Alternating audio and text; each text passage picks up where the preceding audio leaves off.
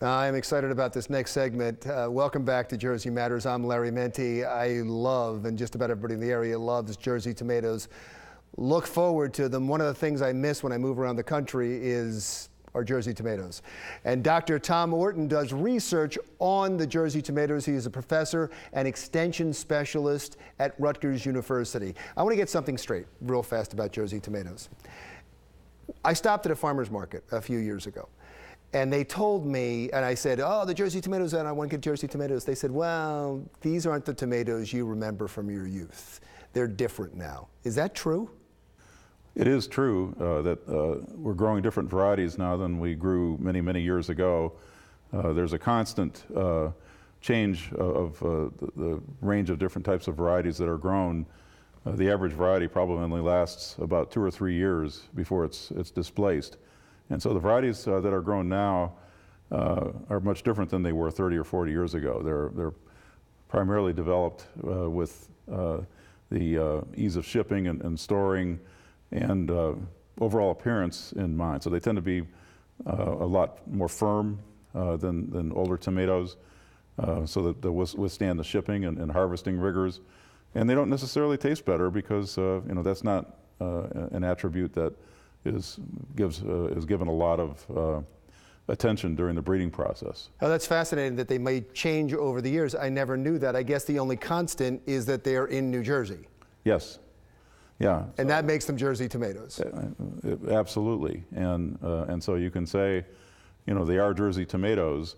Really, I think the Jersey tomato concept is a combination of the varieties that are grown and where and how they're grown and at what time they're harvested. So there's a certain taste just to be because of the sandy soil?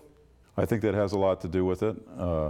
The soil types, and particularly the acidic soils that we have in South Jersey in conjunction with the sandy soils, the loamy sand soils, the high quality of the water seem to combine to produce an excellent tomato. Let's get to your project real quick, because from what I've read is that one of the tomatoes that everybody remembers from their youth is the Rutgers tomato, and that's when they remember and they fantasize or they romanticize about the tomatoes from their youth. It's normally the Rutgers tomato. Is that right? Yes, the Rutgers tomato predominated for a long period of time from the 1940s all the way into the 1960s. It was the main variety that was grown commercially around the world, both for canning and for fresh market.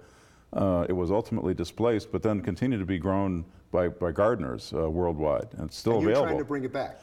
We're trying to bring it back because the tomato was released by Rutgers in 1934, the Rutgers University, and then the seed company took possession of it. So it's not something that we have any control over anymore, the original. And so we're working together with the Campbell Soup Company. And incidentally, the original Rutgers in 1934 was also a joint project between Rutgers University and Campbell Soup. And so we're again working with Campbell Soup. They told us they had the original material available, the original seeds that were used to develop the original Wow. Rutgers.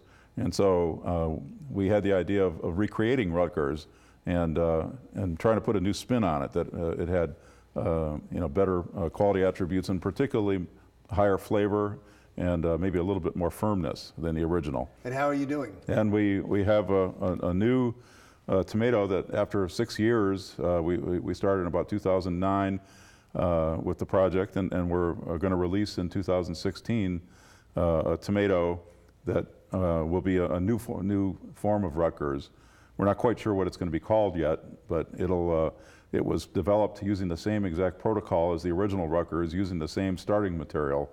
Only we selected more intensely for better color, a little bit more firmness, and very high flavor. Well, I don't know how important, maybe you do know, how important this is to people in the tri-state area. If they market this, and I know that's not part of your job, but if you market this as the Jersey tomatoes from your youth are back, then they're going to sell off the shelves.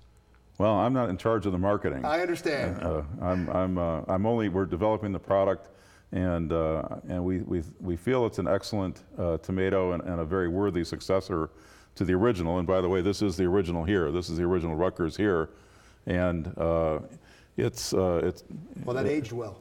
It did, yeah, from 1934.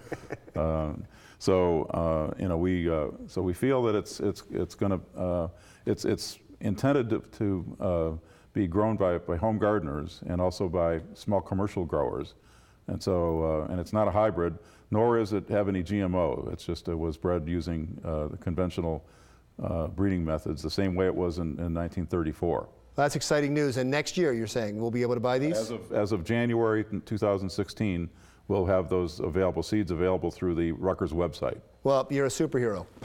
Thank you so much. I appreciate you coming in.